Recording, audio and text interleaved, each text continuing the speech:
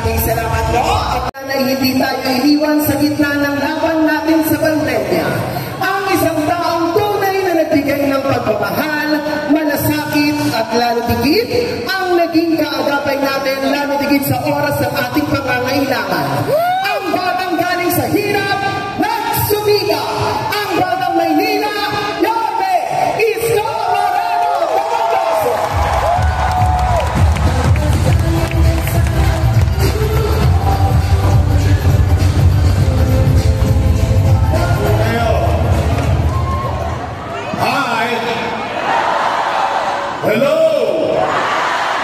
Sino kaya ang pinakagising? O, Todits, ha?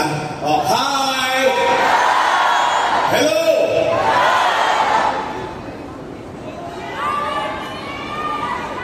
Mukhang na gising naman. O, Todits naman. Hi! Hello!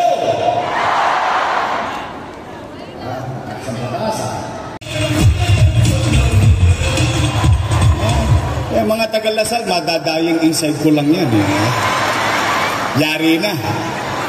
Tapos lalawayan mo lang. Mauusog na. Kagabal! Handa na ba kayo? Isigaw nyo sa mundo! Handa na kami! Handa na kami! Babalik na kami! Babalik na kami! Maganda ba yung album? Maganda ba yung isa-isa? Talaga? Nasa-isa yan. Pag-iisip-isip ka. Nadali ko sa game.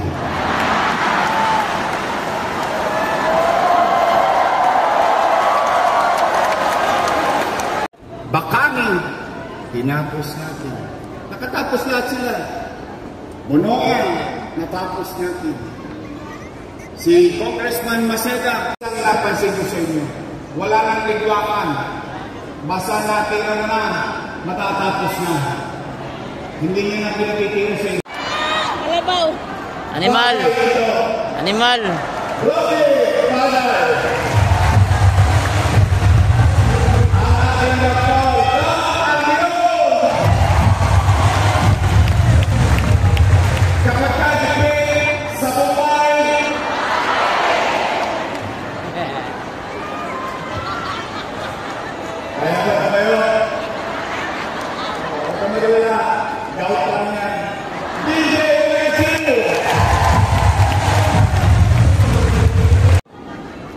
Mag-isip-isip kayo ang pakisuyo ko lang. Nagawa niyo na dati. Kala yung gawin muli. Pwede ba? Your next choice is right! Is right! Talaga!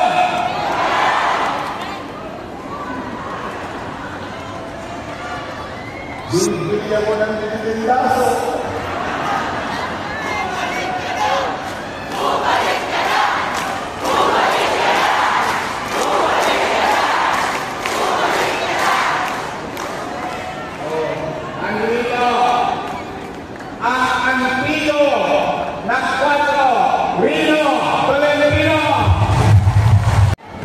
Mag-iikot na tayo muli. Kami iikot. Kaming buo ng Your Best Choice. Kaya naman, kung po pwede, Bilto, gusto nyo ba ibalik ang gobyernong mabilis kumilos? Gusto nyo ba yung gobyerno may tainga sa tao? Gusto nyo ba yung gobyerno hindi na natutulog sa lungsod ng Maynila? Ang pakiusap ko, huwag ninyo akong bibigyan ng mga tolongges na kasama. Yun ang sikreto ng isang gobyernong mabilis kumilos. Alam naman natin, kapag naiban ng landas ang iba, wala nang gagawin nyo kundi kontrapelo. Kontra rito, kontra ron. Bakit ko pinagpapasalamat sa inyo na nagtagumpay sila? Di good for them kung nagtagumpay sila. Pinagpapasalamat mo naman sa inyo sapagkat hiningi ko sa inyo sila at ginawa niyo naman ang inyong parte. Ngayon, kung nagtigasan na ang mga leeg nila, nagka-stick neck na, wala naman tayong magagawa doon. Sila naman ang magdadala nyo. Pero ang paniwala ko sa Kaagapay, kung kayo ay nakakagawa ng produkto kung kayo'y nakapagbibigay sa pwesto ng mga halal ng bayan, kaya nyo rin silang alisin sa kanilang pwesto. Tama ba? Kaya ba? Pwede ba? Sabi ko na nga ba? Pero, mga kagapay, bukod sa pagpapasalamat, ang gusto ko lang ipaalala sa inyo, patuloy kayong magpakababang loob. Katulad ng lagi namin sinasabi, since 1998 in Tondo, since 2007 in the entire city of Manila, sa lahat ng mga miyembro ng Kaagapay, magpakababang loob kayo lagi, ngunit you have to be firm. Mababang loob, pero matigas. Matigas na hindi bibigay sa inyong paniniwala na kayo ay magluluklok na mga leader na tunay na maglilingkod sa atin at sa ating komunidad. Huwag kayong magagalit. Alam ko, nag-aalimpuyo na kayo. Nanggigigil na kayo. Dahil 5-5 na ang siraan ngayon. Tumpukan na ang laban. Kaliwat kanan. Ayaw tumigil. Araw-araw. Pero talagang ganun yata ang politika. Nakalulungkot isipin na yung mga dati.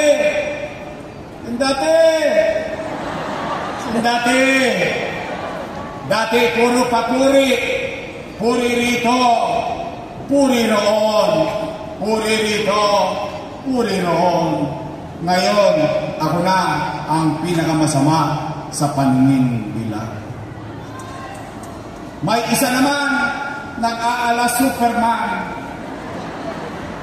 Nagbibida-bidahan. 5-5 ang bigayan. Ang tanong namin, nasaan kayo nung pandemya?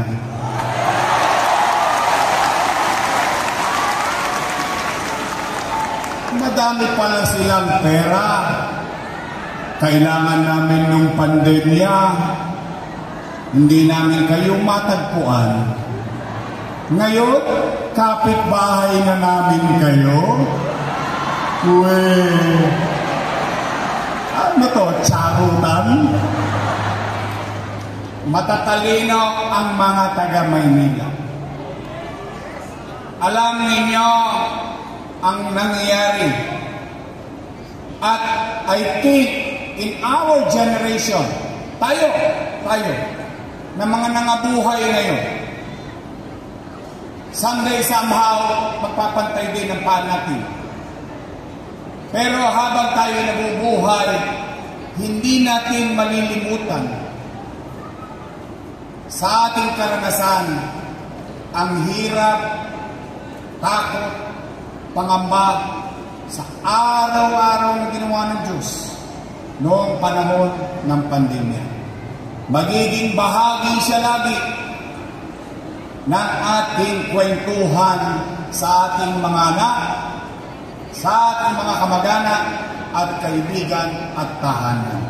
Hindi na yan mawawala. Kaya ang tanong namin, nasaan kayo noong pandemya? Nowhere to be found. Ngayon, ala, parang Superman na. Naggagaling-galingan. Isa lang, mga kaagapay, at least, meron man akong itatango sa ilong sa inyo. Yung hirap, puyat, pagod na inalay niyo sa amin para kami magtagumpay. I hope yung napanood yung video, hindi ko kayo naipahiya sa mga kaibigan, kamag-anak at pamilya. Doon man lamang makita ninyo at masabi ninyo na yung inyong pinaglaban, yung inyong pinagtanggol, yung inyong itinaguyod na mga leader, naglingkod ng tapat sa ating lungsod ng Maynila. Kaya, kagapay, totoo ba? Totoo ba? Totoo ba? Totoo ba kaya ninyong maglagay sa pwesto ng mga lingkod bayan sa ating lungsod ng Maynila? Totoo? Totoo? At totoo rin ba kung kayo ang naglagay, kayo din ang mag-aalis sa kanila? Handa na ba kayo? Handa na ba kayo? Handa na ba kayo? Gusto nyo ba ibalik natin ang kaaliwasan? Lipunin natin ulit ang kadugyutan ng Maynila. Bakit tayo para bang niligwak na madugyot ulit ang Maynila ngayon? Gusto nyo bang tapusin natin ulit yun? Gusto nyo bang palayasin natin ulit ang mga Tulonges? Kilala nyo ba si Eddie? Si Pati? Aalisin na natin ang mga Tulonges muli sa Maynila. Ibabalik muli natin ang kapanatagan ng pamumuhay sa lungsod ng Maynila.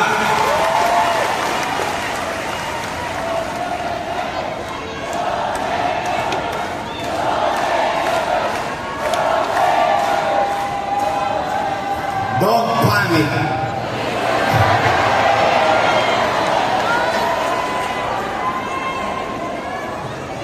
Lumanyangga ka rin, ha?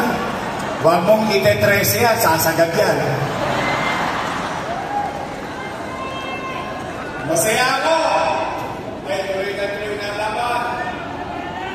85 days to go. Kaya niyo ba? Kakayanin niyo ba?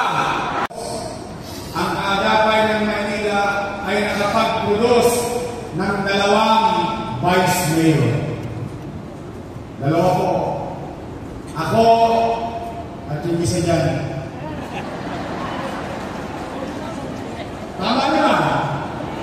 Tama ba? At ang kaagapay nakapag-produce ng 2 mayor. Ako at yung isa dyan.